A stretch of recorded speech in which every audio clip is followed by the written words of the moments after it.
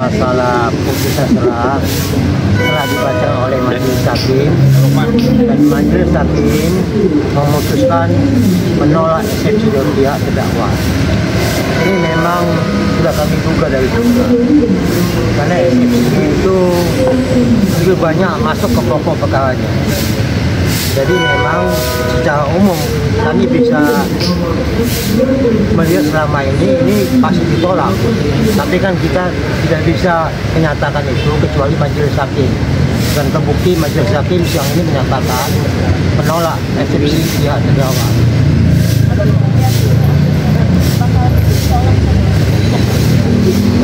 Ya, jadi seperti minggu lalu kan kita ketemu ya, kita jelaskan bahwa eksepsi ini intinya kan cuma tiga, ya.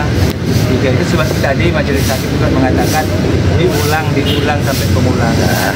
Yang tiga ini dikembangkan menjadi 11 sehingga timbullah pemulangan. Eksepsi ini kan masalah korbannya adalah bukan Dr. Reza tapi PT, ya. Di gugatan yang dibuat itu adalah Dr. Reza, yang diminta uangnya Dr. Reza, sehingga jelas korbannya adalah Dr. Reza. Tapi di eksepsi katanya bukan Dr. Reza, katanya PP yang jadi korban. Itu sudah jelas, ya. Kemudian masalah perdata ini juga dijelaskan oleh hakim tadi, ya, bahwa yang dimaksud oleh pasal 81 itu adalah prejudis bukan hal seperti ini.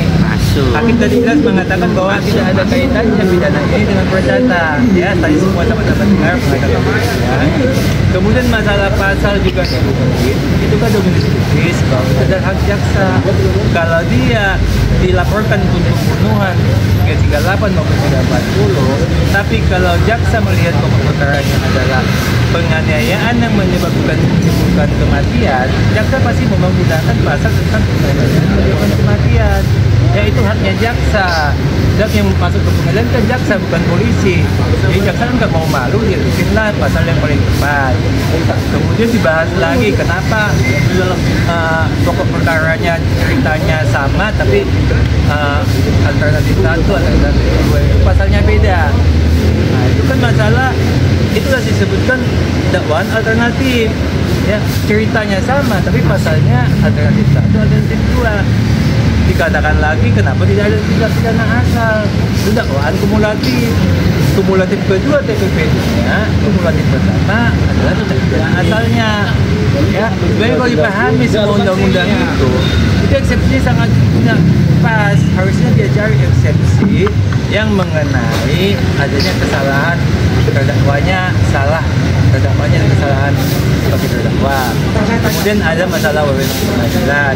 Carilah alasan-alasan yang kuat supaya dia eksepsinya bisa dikabulkan oleh hakim. Jadi kita sangat menyayangkan pihak ini, apakah memang korbannya baca buku juga kita nggak tahu, ya. Mudah-mudahan kedepannya ini lebih konsentrasi lah supaya kita ini jangan sampai jeblok begitu, kasihan, ya. Oke. Termasuk bidang pembuktian. Yang maksud itu pemeriksaan saksi-saksi, khususnya minggu depan saksi korban. Kami berharap bahwa saudara terdakwa ini turunkanlah ego dan kesombongannya, karena memang di pengadilan itu tidak bisa dengan kesombongan kita lakukan. Kita harus tunduk di bawah wewenang Majelis Hakim yang mulia. Kenapa dikatakan mulia? Karena kuasaan itu benar-benar harus dijaga. Satu, masalah sopan santun selama persidangan. Kedua, supaya buka semua permasalahan ini sehingga kelihatan siapa sih pelaku utamanya. Karena kasihan memang terdakwa ini, kasihan kalau dia tidak membukanya, maka dialah pelakunya, pelaku utamanya. Tapi kalau dia buka ini, maka kemungkinan ada pihak-pihak lain yang terlibat di dalamnya sebagai otak daripada pelaku ini. Makanya kami harapkan kepada terdakwa ini supaya bukalah permasalahannya, supaya benar-benar mengetahui permasalahan ini apa sih sebenarnya. Nah, hakim juga melihat nanti, oh iya, dia sudah berterus terang, dia sudah bersikap sopan selama persidangan, ini akan meringankan hukumannya. Karena kita kasihan memang nengok dia terdakwa ini, bagaimanapun kita selaku manusia yang punya rasa kasih, tetap merasa kasihan dengan terdakwa ini. Dia punya anak, dia punya tanggung jawab hidup. Bagaimana dia mendidik anak-anaknya nanti kalau dia di dalam tahanan?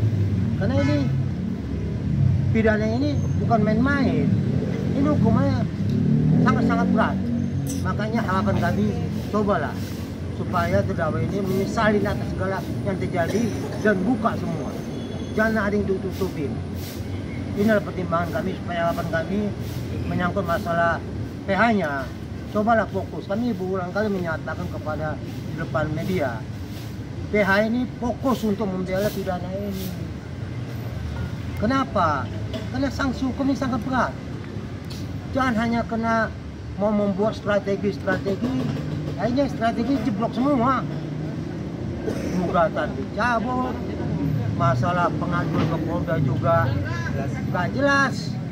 Termasuk ada 2 pengaduan di Polda itu gak jelas dua-dua. Jadi sia-sia apa yang mau dilakukan strateginya. Kami juga sudah paham kok. Jadi Abang memang buatan kasasi dicabut sia-sia kan? Sia-sia. Kenapa? Kami dari awal sudah bilang ini cuma modus. Jadi dia mencoba menghentikan pidananya dengan adanya data ini.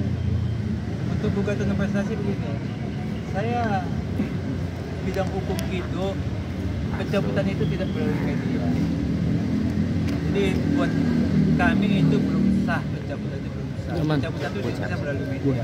Pencabutan itu harus dilaksanakan di ruang sidang di hadapan majelis hakim. Itu baru sah. Sebelum sampai kepada momen itu, kami tidak percaya begitu saja dengan apa yang dikatakan. Ya, karena Wan Abud ini kan ngomongnya bisa kemana-mana. Jadi kita harus hati-hati juga. Siapa tahu di strategi, kita kalau banyak strategi, hukum itu nggak perlu pakai strategi lah. Pakai fakta hukum, persidangan, fakta-fakta dibawa, saksi dibawa, itu hukum, bukan strategi. Itu perang namanya. Kalau di Timur Tengah sana boleh pakai strategi. Ya, harapan kami untuk sidang berikutnya ini kepada terdakwa ini supaya bicaralah, jangan berbelit-belit, ngomong aja apa adanya.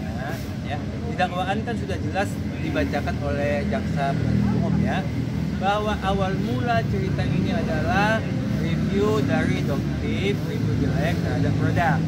Ya, kemudian dilanjutkan oleh Dr. O mengolah ini review jelek menjadi uang tutup mulut.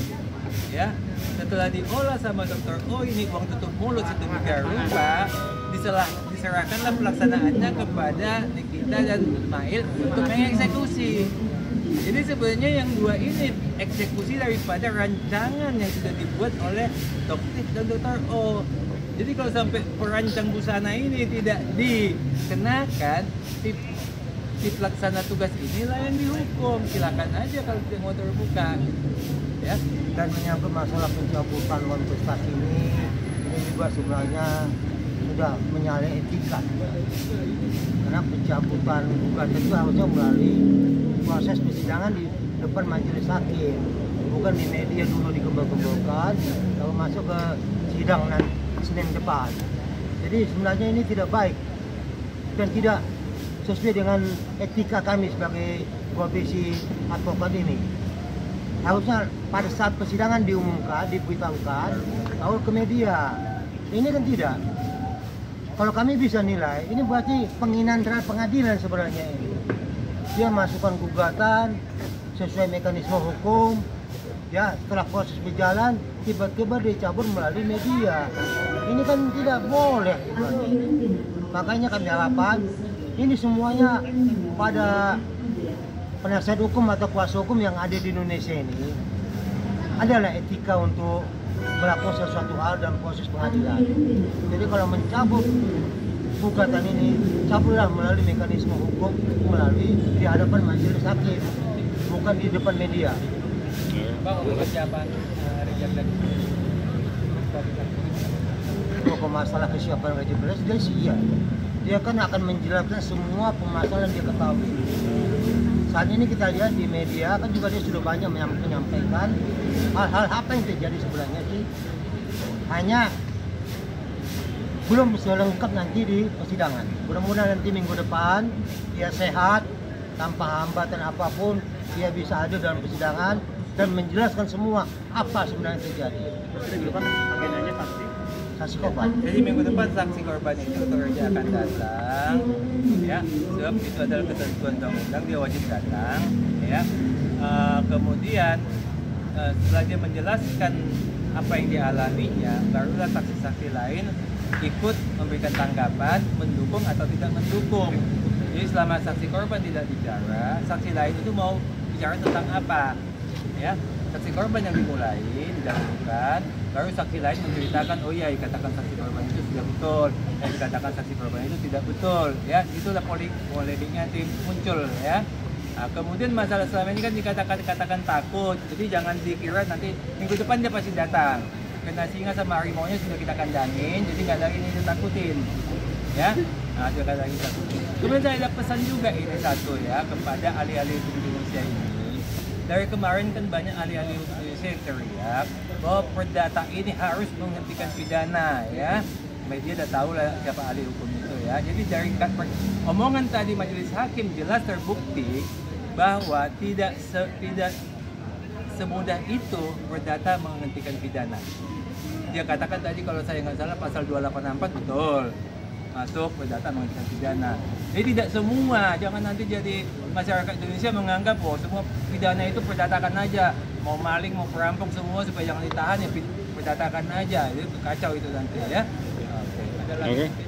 Cukup. Ya, udah. Udah cukup. Terima kasih banyak. Terima kasih banyak.